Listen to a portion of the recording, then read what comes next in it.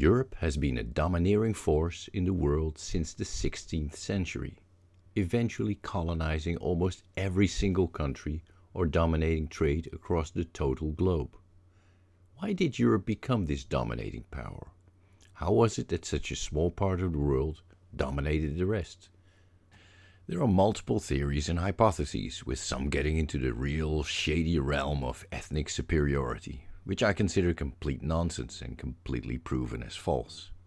There are theories indicating strength of the Judeo-Christian culture as a driving force, and especially in the current age of atheism, there seems to be a revival in Europe of assessing this. I think the Judeo-Christian theory of suffering is actually one of the foundation stones of our entire culture. Although I have high respect for the cultural heritage of Europe and its grounding in philosophy through ages and the Enlightenment that grew out of this, I don't think we should look here for finding answers to the domineering of the world. Other theories look at the superiority of science, university, and scholarly aspects of invention and increase in technology. But equally, this is not the reason in my mind for European domination. It potentially could be an outgrowth of what I consider the main reason, but scientific superiority is not the reason. In my mind, the main reason is really simple. It is boats. Europeans simply perfected boat building and navigation where other nations did not. It is really that simple. Boats. Let me make my case. Extremely advanced nations like China, the Islamic nations, the Inca, the Mayas, the Aztecs, they were all land-orientated. They had boats and used them for transport, but were never inclined to move beyond coastal transport, and never far away. The Europeans, even without necessarily becoming more civilized, perfected the use of boats and perfected the use for long-range transport. The shape of Europe is already showing that the use of coastal transport is perfect for the continent, with a good outline of the continent to area ratio, with the Ostsee or Baltic Sea in the north and the Mediterranean in the south creating inner seas for easy internal transport between the land masses around these inner seas, with the ability to trade and transport between considerable areas. Domination of such trade within the inner seas would see you become the domineering nation of these regions, and thus Europe started an arms race of boat building, giving access to Africa and the south for the Mediterranean, and Russia and Asia for the Baltic Sea. This type of transport was possible early on, as the distances are relatively short, and thus simple boats will do. A training ground for things to come. The total coastline across Europe itself, with peninsulas and fjords, was conducive to harbors and transport. This made that Europeans quickly created a transport system among cities, with new innovations and technologies traveling quickly. The main civilizations of Europe started in the Mediterranean, with the Greeks and the Carthaginians all seafaring trading states, with harbor cities as their main capitals. Rome, although more land-orientated, was a coastal harbor state, with Rome quickly catching up in sea war when perceiving itself vulnerable in this aspect. The movement and transport meant all states learned from each other, with new inventions and technologies spreading quickly across the continent, including boat-building technology.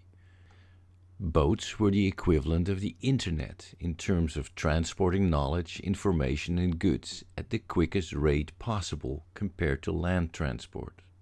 I think at the moment we might already have something, but absolutely not enough to explain world domination with boats. It just means Europe got into boats and had an incentive to improve them. Ships were the internet of communication of the old world in Europe. Of course, in these days, the Chinese, an empire of higher technological advancement than Europe in the early days, used ships in a similar fashion, but they had a much shorter coastline.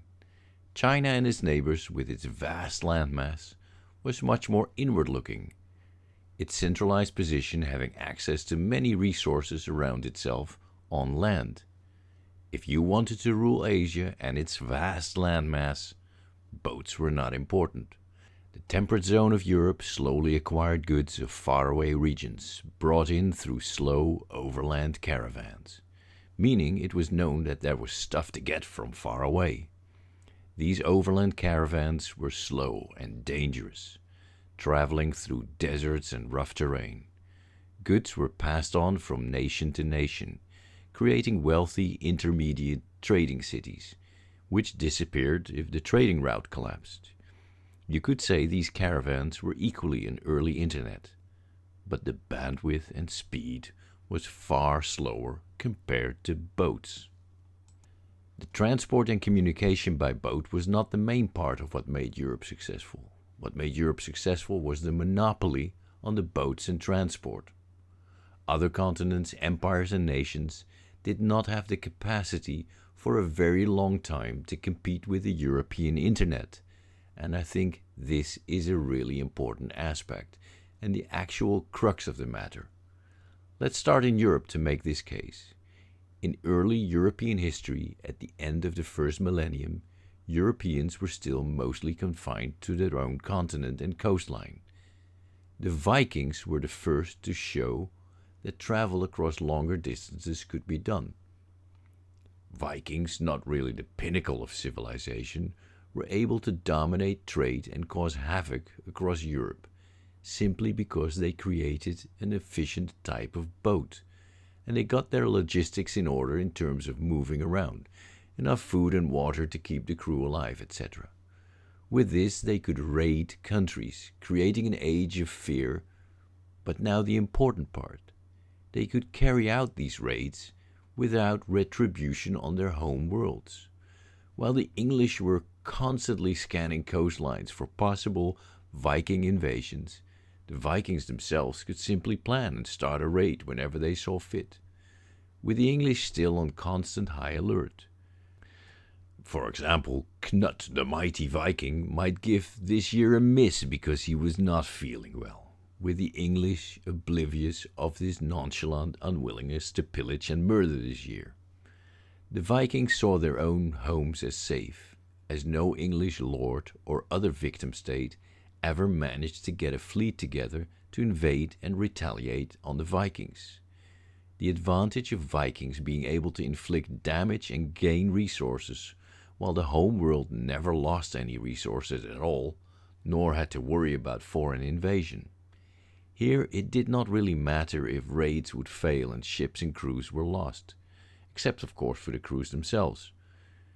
When the source of production at home was safe and recovery could be carried out without punitive action from the outside. This aspect of sending out ships afar without the possibility of retaliation at home is the core of European success. In many ways, the uncivilized nature of the Vikings likely was their undoing.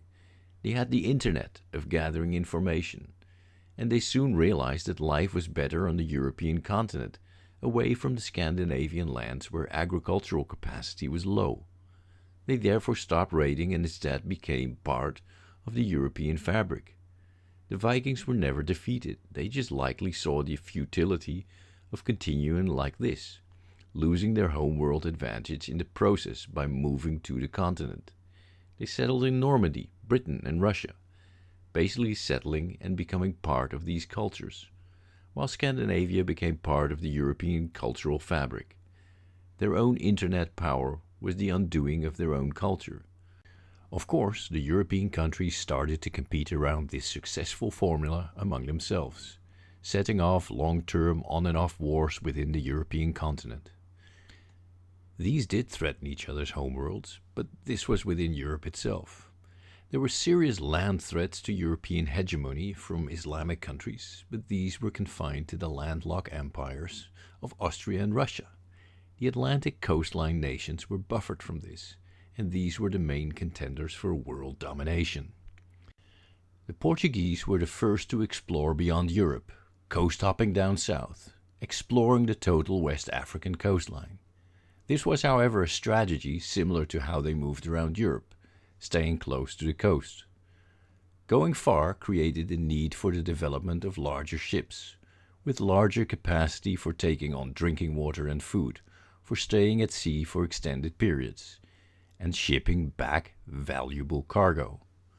The Portuguese created the first relay stations along the African coast, in places with sufficient water and food, extracted from locals by force or trade. They built permanent outposts wherever they were able to bully the local populace into building them a fort, which could be permanently manned by the Portuguese. Slowly ships were able to move further from the coast and make larger jumps, an advancement that only Europeans invested in. Like all new systems, things started to move fast when 3 ships made the jump to what Europeans called the New World. I'm of course talking about Columbus and the event of reaching the Caribbean. However, more importantly, Columbus came back to Europe to tell the tale.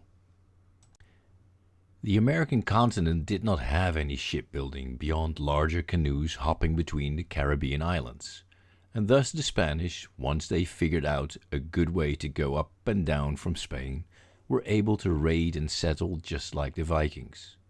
Except the Spanish now had more resources.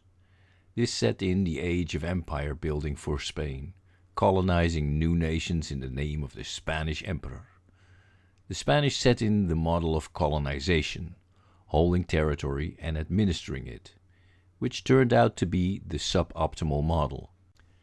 Having to fight wars in Europe to defend and control their European possessions, while investing heavily in new Spanish colonies, would be their downfall early on within the shipping internet game.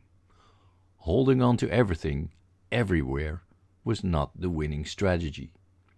Controlling the shipping route and the internet was the winning European game. This was especially the case when the Spanish were starting to lose the wars at sea against other European nations, vulnerable in their static routes back and forth from the American possessions.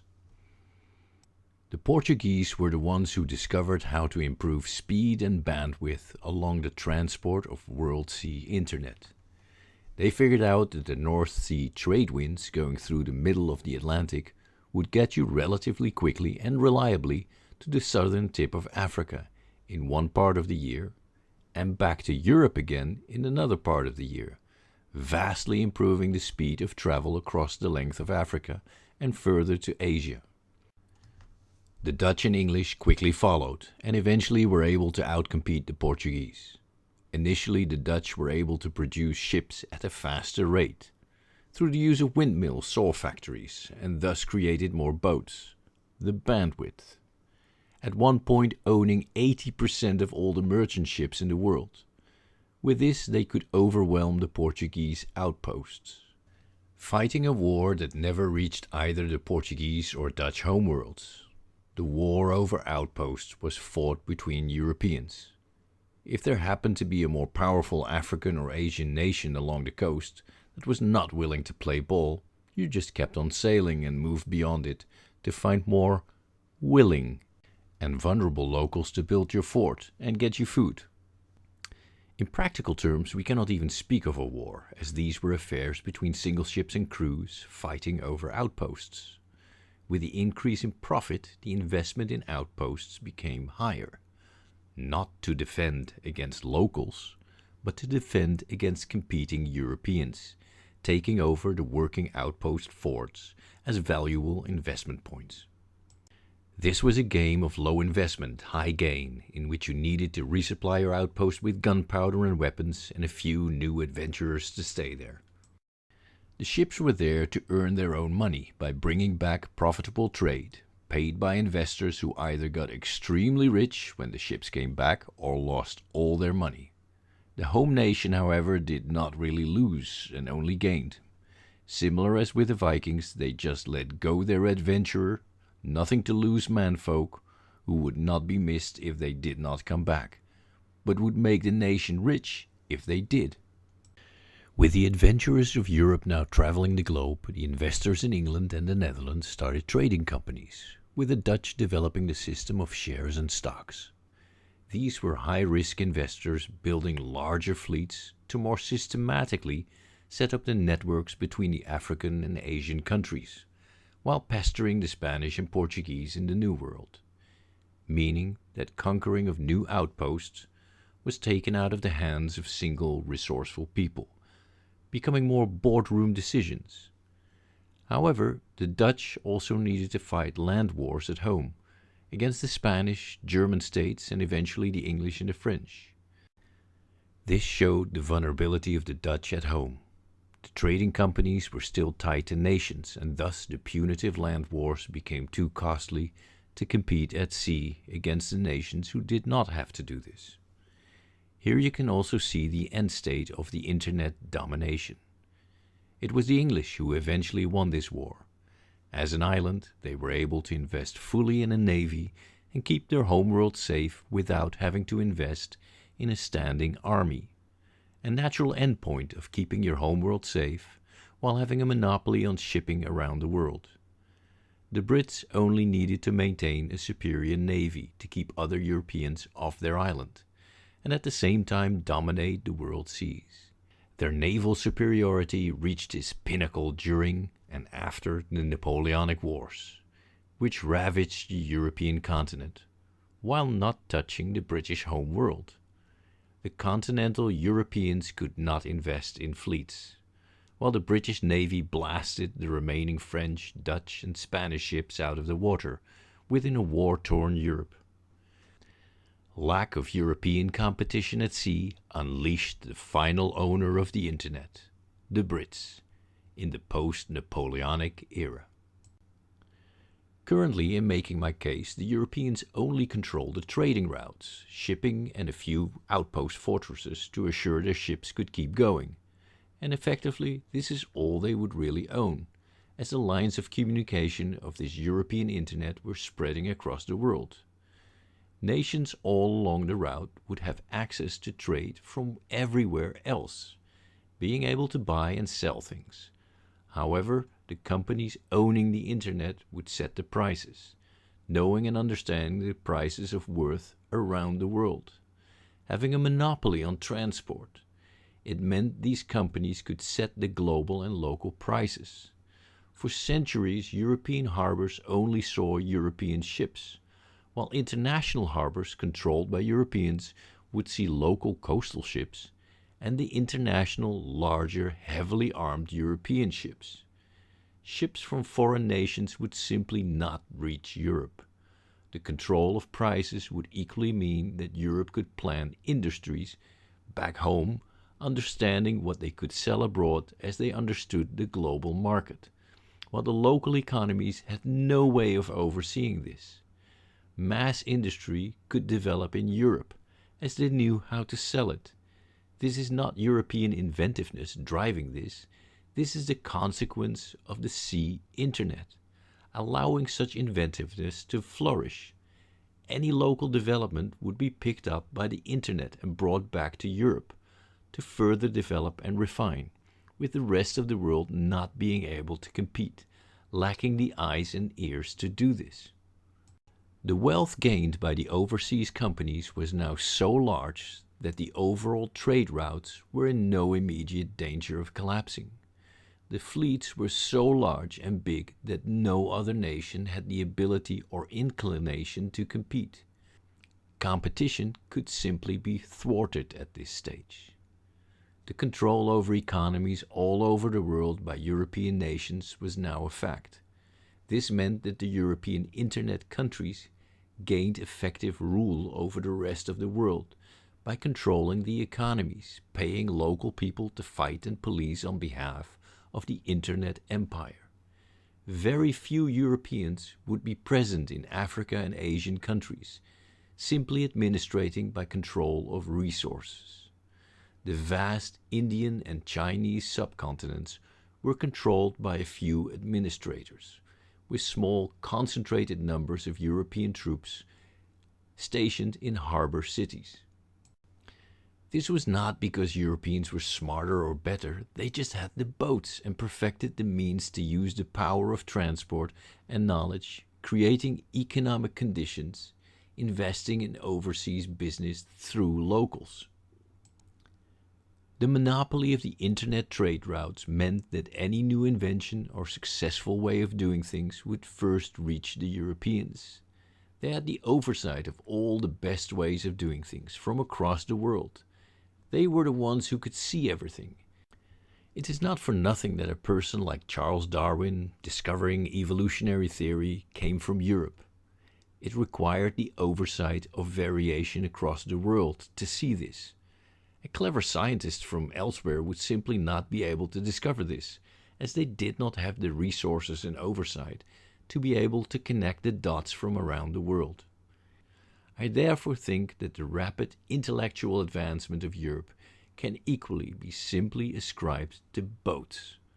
With internal conflict among Europeans, assuring the internet of boat travel remained perfected, assuring there would be no complacency.